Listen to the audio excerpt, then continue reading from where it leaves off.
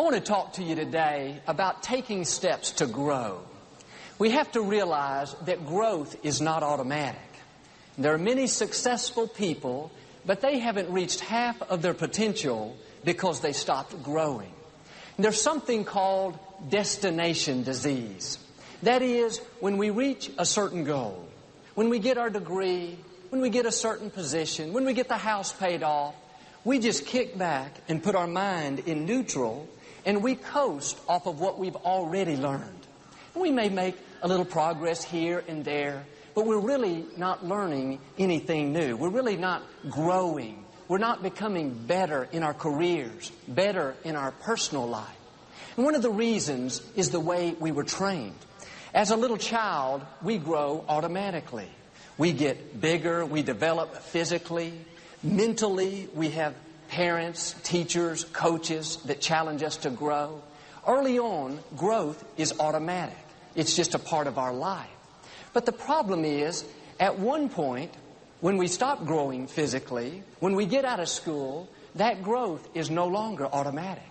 If we're going to continue to grow, we have to take responsibility for our own growth. We have to have the attitude, how can I improve? What can I do to make me better? We have to stir up that desire to learn. And we should have a goal to grow in some way every day. A goal to learn something new every single day. A man by the name of Pablo Casas was one of the greatest cellists that ever lived. He started playing at the age of 12.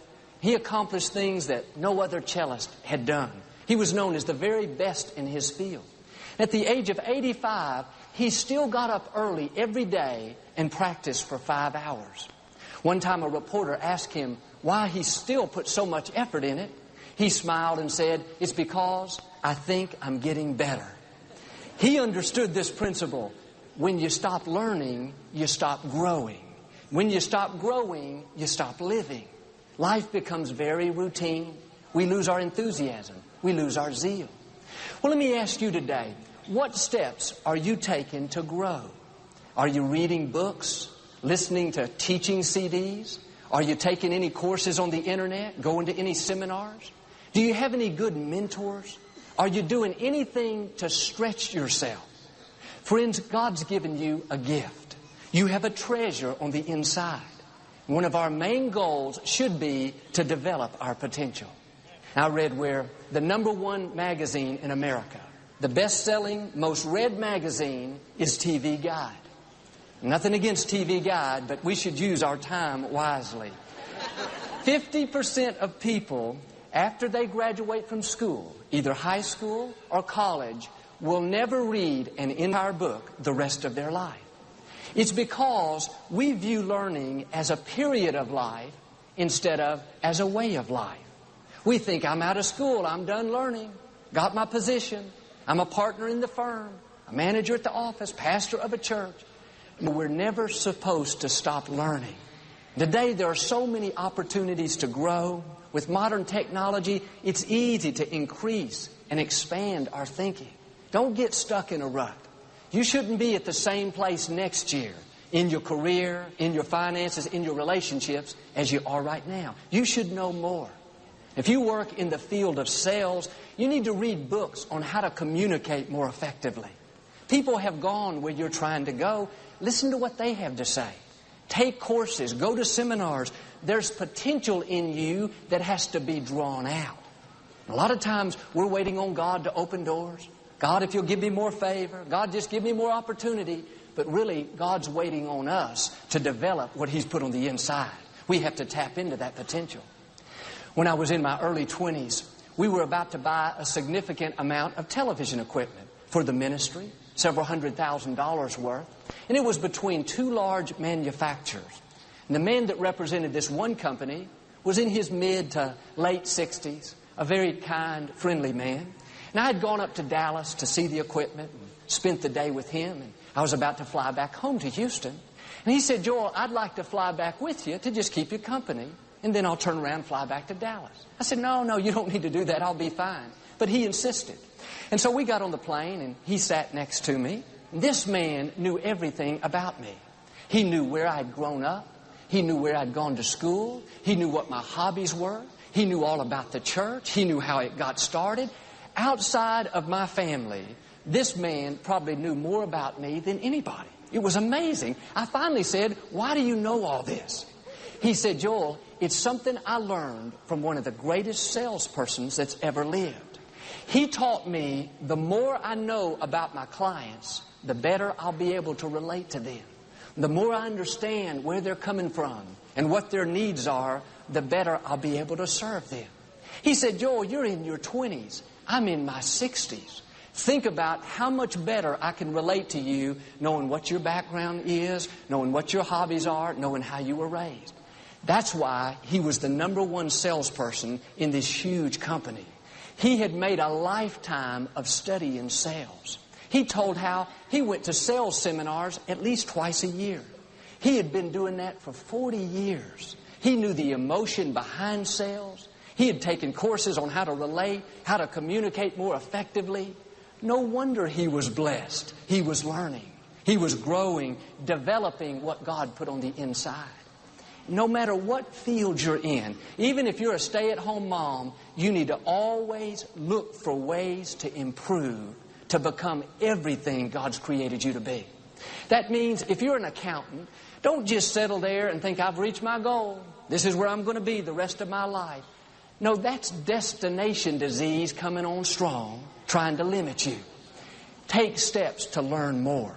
Go get your CPA license. Get out of the box and learn something different. Maybe you work in the field as an electrician, as a carpenter, as a mechanic. That's great.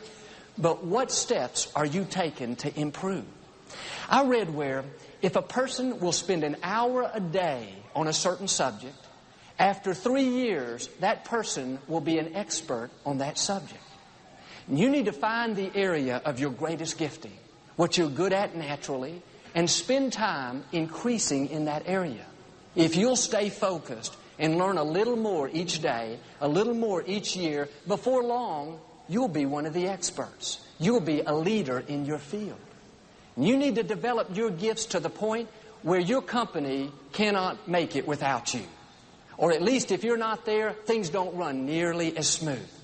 Because if you're out for a week and nobody misses you, and sales are just as good, and all the work gets done, I need to sound the alarm right now. You got to wake up and smell the coffee. If they don't miss you, they may figure you're not necessary. You need to kick it into a new gear. Produce more than you've been producing. Take courses to improve your skills. You got to step it up a notch. "Well, Joel, I have kind of a low-level position. If I'm gone, nobody would ever miss me." Well, maybe so. But make up your mind that is not where you're going to stay. Don't build a house where you should have a tent. That is not a permanent address. You're not supposed to live there forever. You're just passing through. Keep growing. Keep learning. Do more than you have to do. Overproduce. Cream always rises to the top. You do your best each day and you're going to get noticed. That's what it says in Proverbs 22:29. Do you see a person skilled in their work? They will stand before great men, not obscure people. That's saying, if you will be diligent to develop the gifts that God's given you and be your best every day, then promotion is coming your way.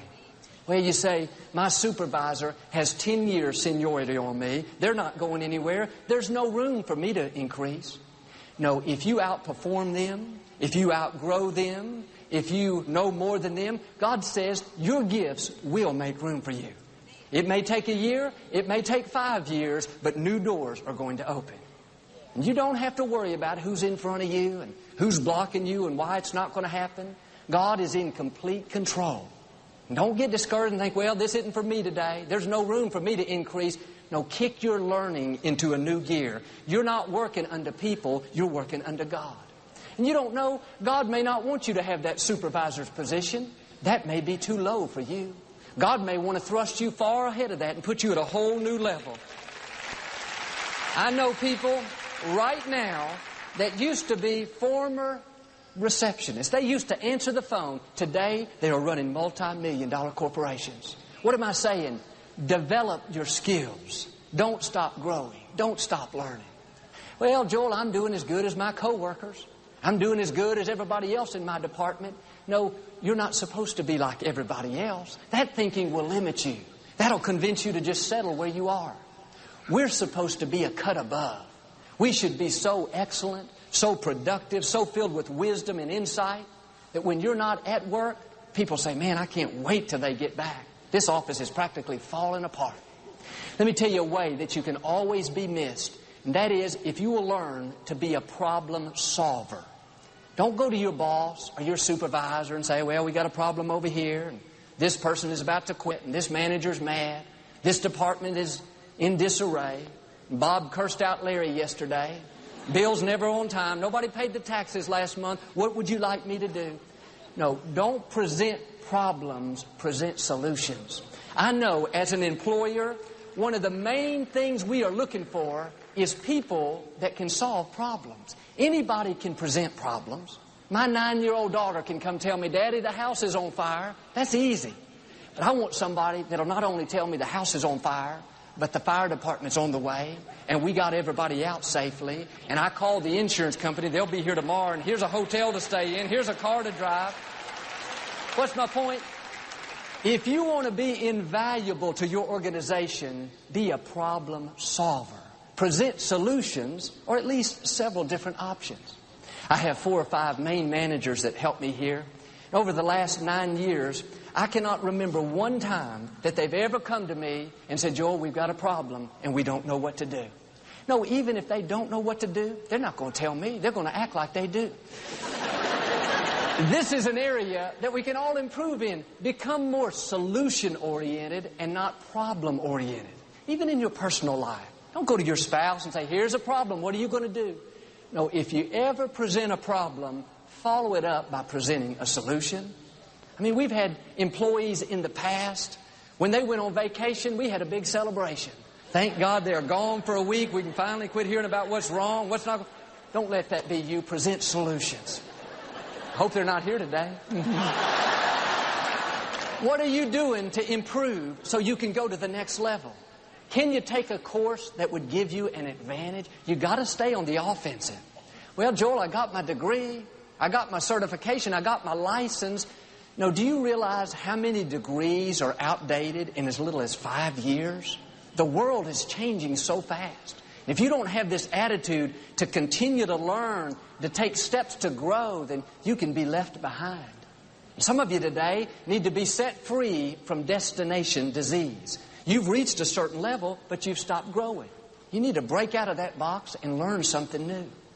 Will Rogers said, even if you're on the right track, if you sit down, eventually you'll get run over. And if you're not taking steps to grow, don't be surprised if somebody comes along and takes a promotion that belongs to you. Well, bless God, nobody's going to get my promotion, Joel. No, if you're not prepared, if you're not developing what God's put on the inside, you can miss out on what rightfully belongs to you. And the good news is, it's not too late to start. You can become everything God's created you to be. Now, I want to challenge you to develop a personal growth plan for your life. You need a specific plan that shows how you're going to grow.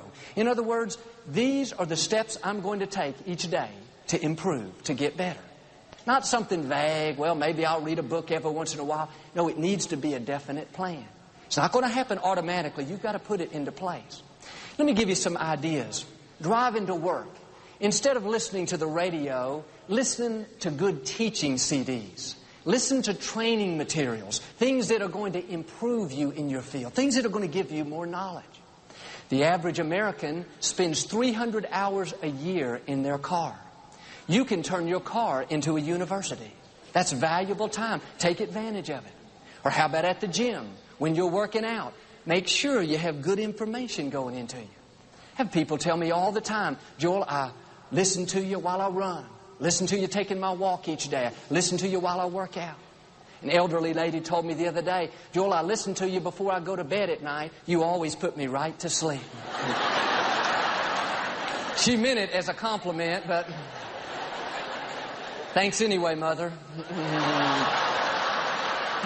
These are simple things. I'm not talking about spending an extra 3 hours a day studying. I'm talking about taking advantage of the time that you're not using right now. Now, I love the new technology. With these podcasts, you can have messages downloaded to your iPod to where you can listen to them anytime you want. This year, we will give away 60 million messages, free of charge. All you've got to do is sign up, and it'll come to you, directly to you, and you can listen to those messages again and again. That's a growth plan. When God sees you putting forth effort, when He sees you stretching and doing your part to improve, that's when you're going to see supernatural doors open. That's when you're going to see favor and promotion like you've never seen it before. Include in your plan going to a seminar at least once a year.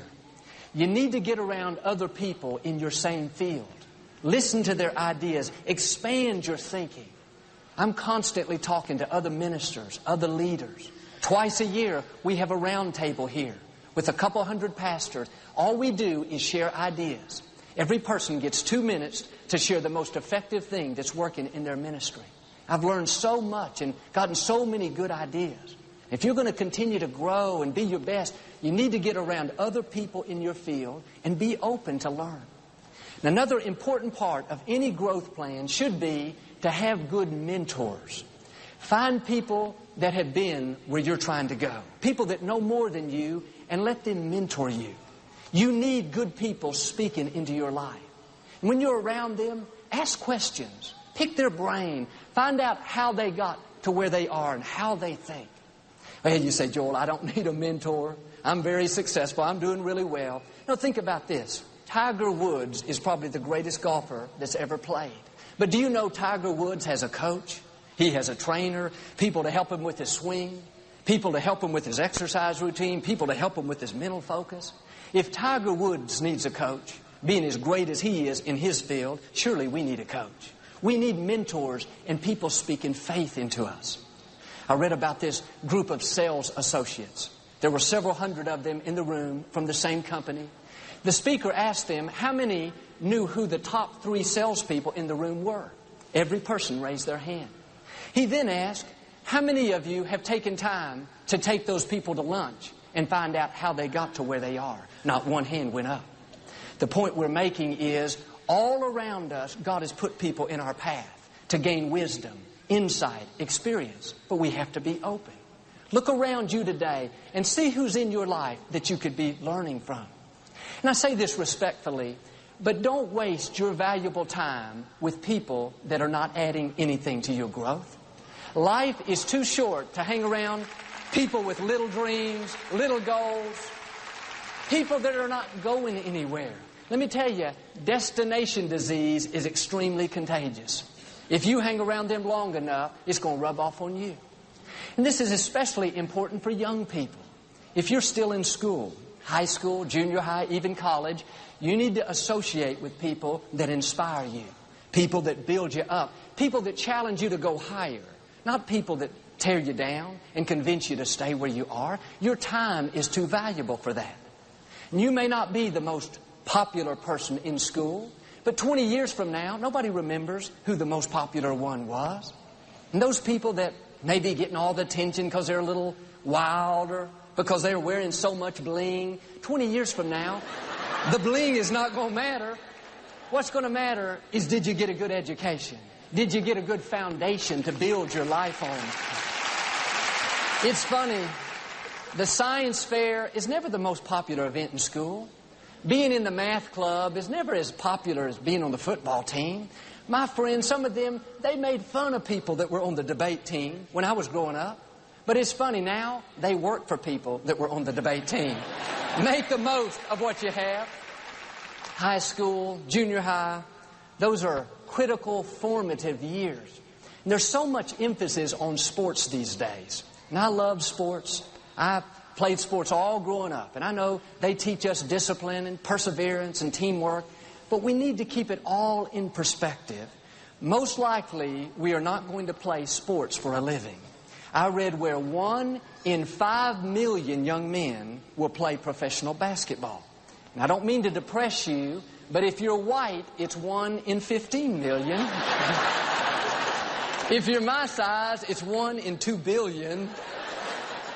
The average professional football career is 3.5 years.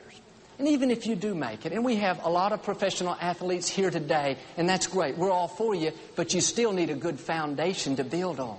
When you take learning and growing seriously, you get in school and you're serious about your education, people may call you a bookworm, a geek, a nerd, but don't let any of that bother you, because in a few years, they'll call you boss. They'll call you CEO, doctor, senator, superintendent, pastor. I heard somebody say, popularity is people liking you. Happiness is you liking you. Don't worry about who doesn't like you. Just make sure that you like you, that you're being the best that you can be. It's good to set growth goals. Where do you want to be in a year? If you don't set goals, you're probably not going to end up there. I read about this young man in high school. He was a star swimmer. His dream was to compete in the Olympics. In 1972, he was watching the Olympics on television, and when he saw the time from the gold medal swimmer, he noticed that he only had to lower his time by 4 seconds and he would be able to compete. So he came up with a plan.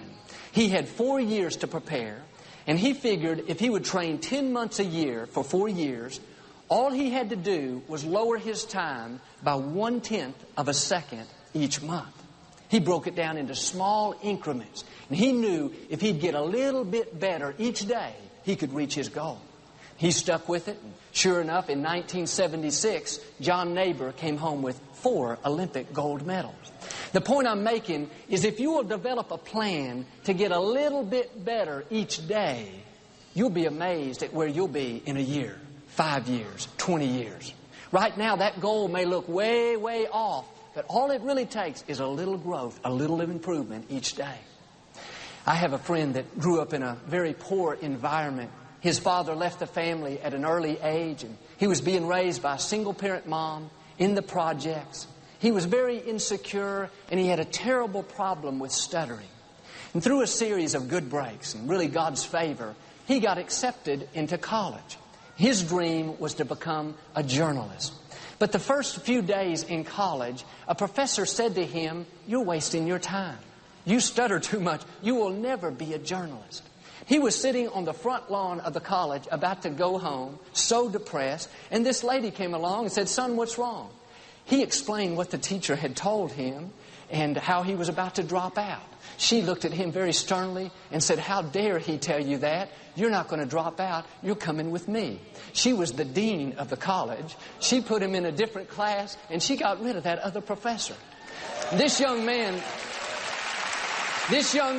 had never met his roommate. They came from different backgrounds. His roommate was raised in a wealthy environment from a well-to-do home. Here he came from the projects. But God always knows what He's doing. When you have a desire to improve, to get better, God will make sure the right people come across your path. And that roommate, when he found out what his friend wanted to become, he said, "You'll never be a journalist with your vocabulary like that. You need to learn some new words." He took him under his wing, and every day that roommate taught him a new word. Day after day, month after month, without fail, he'd get the dictionary out, taught him a word, taught him how to say it, taught him how to pronounce it. He would make his friend use it back to him in a sentence. 4 years every day learning a new word. Today that young man is an award-winning journalist. He works for the major network. He continues to excel. I see him on the news all the time. But it all started by learning one new word a day. Well, what is your plan for personal growth? Are you doing anything intentionally and strategically to better yourself? If not, you can start today. Come up with a plan. It can be something simple like, I'm going to get up every morning and spend the first 20 minutes meditating on God's Word, thanking God for what He's done. I'm going to listen to a teaching CD on the way to work. At night, I'm going to turn the TV off a little bit earlier and read a book for 20 minutes. I'm going to hook up with my mentor twice a month and go out to lunch. I'm going to be at church every weekend. That's a growth plan. And as you take your growth responsibly, God will honor your efforts. And I believe in the coming days, you're going to see new opportunities come across your path. You're going to have opportunities to stretch, to take on new challenges, to go to a new level. but you've got to be prepared. Don't let destination disease set in. You have seeds of greatness on the inside, just waiting to take root and flourish. Make a decision. You're going to learn something new every single day. If you will get in a growth plan for your life and stick with it and really focus on developing your gifts, then God promises your gifts will make room for you. That means He'll do for you what He did for that young man. He'll bring the right people into your life. He'll give you the right breaks. He'll give you the right opportunities. You'll rise higher and higher. And I believe and declare you'll see every dream, every desire God's put in your heart. You'll see that come to fulfillment. Amen. Do you receive it today? Today. Today. Today.